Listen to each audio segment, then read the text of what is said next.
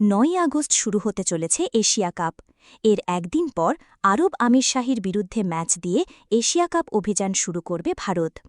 কিন্তু সকলের পাখির চোখ ১৪ সেপ্টেম্বর ভারত-পাকিস্তান ম্যাচের দিকে। পহেলগাঁওয়ে সন্ত্রাসী হামলার পর দুই চিরপ্রতিদ্বন্দ্বী দল প্রথমবার মুখোমুখি হতে চলেছে। তাই এই ম্যাচ নিয়ে এখন থেকেই উন্মাদনার পারদ চড়ছে। সেই মেগা ম্যাচের টিকিট বিক্রি শুরু হয়ে গেল। ভারত-পাক ম্যাচ মাঠে বসে দেখতে গেলে গ্যাটের খরচ কত করতে হবে, কিভাবেই বা কিনবেন এই ম্যাচের টিকিট? এশিয়ান ক্রিকেট কাউন্সিল ইতিমধ্যেই সমর্থকদের জন্য টিকিট বুকিং পোর্টাল খুলেছে। এসিসির বিজ্ঞপ্তি অনুসারে টিকিট বুক করার সময় ভক্তরা ৩টি ভিন্ন প্যাকেজ থেকে টিকিট বেছে নিতে পারবেন। প্যাকেজ ১, এর মধ্যে গ্রুপ এ ম্যাচের টিকিট অন্তর্ভুক্ত, অর্থাৎ ভারত, পাকিস্তান, ওমান এবং আরব আমিরশাহীর ম্যাচের টিকিটের প্রাথমিক মূল্য হল ৪৭৫ দিরহাম, ভারতীয় টাকায় যা ১১,০০০ টাকা। প্যাকেজ ২, এর মধ্যে অন্তর্ভুক্ত সুপার 4-এর ম্যাচের টিকিট।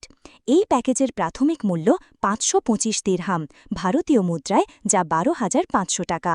প্যাকেজ ৩, এই প্যাকেজটি এমনভাবে তৈরি যা সমর্থকদের দুটি সুপার 4 ম্যাচের টিকিট কেনার সুযোগ দেবে।